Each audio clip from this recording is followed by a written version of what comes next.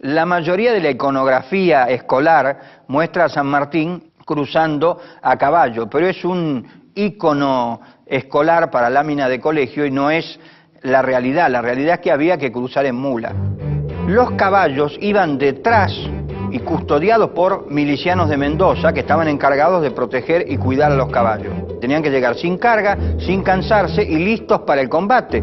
Y porque San Martín sabía que cuando llegara al otro lado de la cordillera, inmediatamente se iba a encontrar con el enemigo e inmediatamente tenía que pasar a la acción. En diciembre de 1816, los efectivos de todas las unidades de línea, servicios y tropas auxiliares del Ejército de los Andes arrojaban un total de 5.423 hombres. Disponía además de 18 piezas de artillería, 1.500 caballos y 9.280 mulas. San Martín estuvo en condiciones de iniciar el cruce de los Andes. Uno analiza la preparación y se da cuenta cómo no omitió detalle, es decir, es la obra de un gran organizador militar. ¿Cuándo comienza esta epopeya sanmartiniana que es el cruce de los Andes?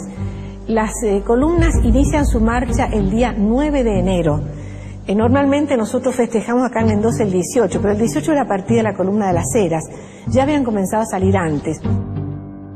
El 9 de enero de 1817 se inició el cruce de los Andes con la partida de la columna liderada por Juan Manuel Cabot. El día 14 salió la columna de Ramón Freire, con dirección sur. 4 días después, la columna de Gregorio Las Heras se puso en marcha, seguida por el contingente de artillería a cargo de Fray Luis Beltrán. Entre el 20 y hasta el 24 de enero, en forma escalonada, se puso en movimiento la columna principal. Finalmente, el día 25, San Martín se despidió de Mendoza para incorporarse a la marcha. El 25 en la madrugada sale San Martín de la ciudad de Mendoza, luego de haber enviado una nota muy linda, muy conceptuosa al Cabildo, despidiéndose de los habitantes de Mendoza para incorporarse a esa columna.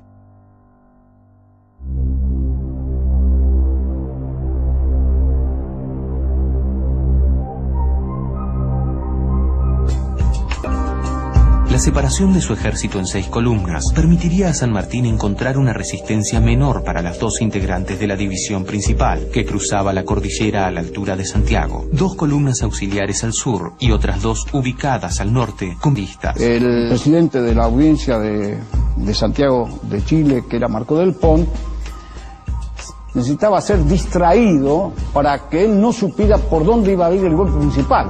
Entonces San Martín inventó un plan con 6 columnas, 2 al norte, 2 al sur y 2 en el centro, una por Los Patos y otra por Uspallata. San Martín divide su grueso en 2 columnas.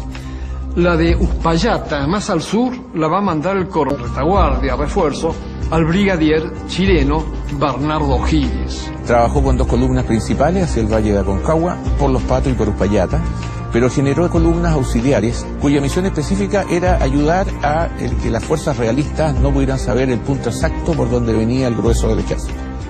Estas columnas auxiliares del norte y del sur tenían objetivos muy concretos. Coquimbo y La Serena, Copiapó por el norte, y en el sur era la ciudad de Talca y San Gabriel, que son más o menos cercanos. De este modo se caía de sorpresa sobre estos lugares y el factor sorpresa era fundamental para lograr la batalla decisiva que San Martín sabía que iba a ocurrir poco después del cruce. Por el lado de la columna de Las Heras, cruza desde el campo de instrucción la estancia de Canota y luego por la quebrada de Santa Elena desemboca en lo que hoy es la villa de Uspallata, que en aquel momento era la estancia. La columna de Las Heras acampa en la estancia de Uspallata. Ahí estaba la posta de Uspallata, que era la que jugó también un papel fundamental porque tenía que recibir las comunicaciones que mandaba o Soler o San Martín desde la columna principal para avisar a Las Heras que avanzara o retardara la marcha de acuerdo con el itinerario que iba haciendo la columna principal para que las 2 desembocaran al mismo tiempo ya del otro lado de la cordillera. El avance de las columnas principales se inició por el norte de Mendoza, atravesando Las Higueras, Las Cuevas y Yalguarás. Ya en la provincia de San Juan, estableció su cuartel general en la estancia Manantiales. Desde allí, la tropa cruzó por el paso de las Yaretas o Los Patos hacia Chile.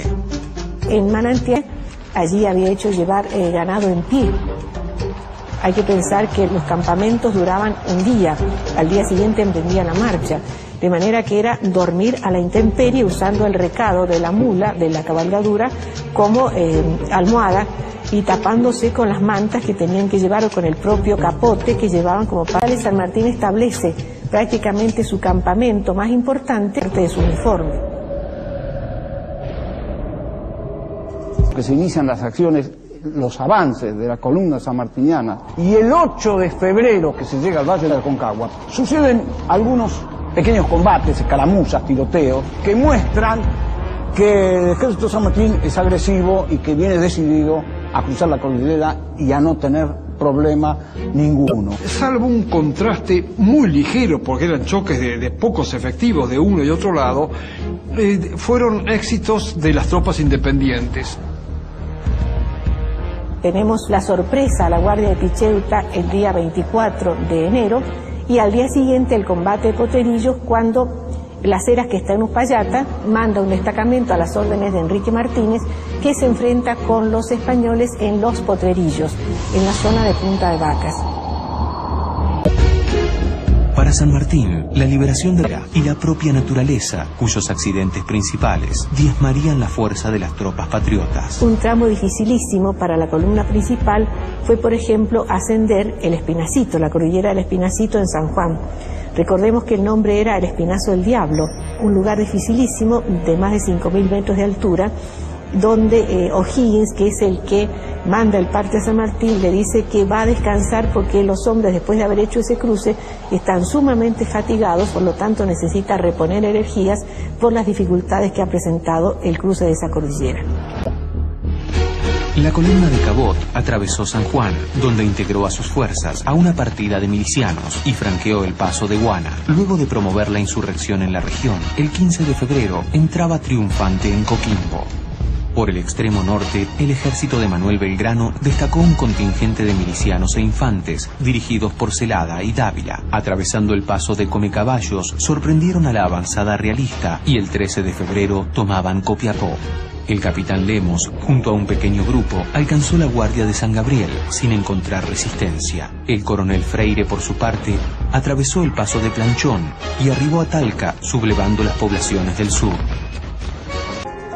El ejército tuvo 300 bajas entre heridos y muertos en el cruce de la cordillera, y eso para un ejército de 3.800 hombres es una baja importante, es un número importante. De las 10.000 mulas que iniciaron la marcha murió la mitad. Pero esa mitad murió no por frío, sino por hambre. Las otras grandes cantidades de bajas fueron debidas al frío de la noche. Sucedía de dos maneras: o porque se quedaban dormidos en lugares en donde estaban solos, es decir, por ejemplo, estaban de centinelas y el frío los adormilaba y morían congelados, o en el campamento no tomaban las previsiones de abrigo suficientes y morían congelados a la noche al dormir. En el informe oficial dirigido al director supremo, el general San Martín deja constancia que entre los que perecieron por el frío, los enfermos y las deserciones, ha perdido unos 400 hombres. Entre los pertrechos malogrados, se cuenta la pérdida de la mitad de las mulas y una tercera parte de los caballos. El cruce de la cordillera es una operación militar digna de ser estudiada, y así lo fue en muchas academias internacionales. La campaña de los Andes no tiene comparación en el mundo, se le asemeja en algo, si se quiere, la campaña de Napoleón.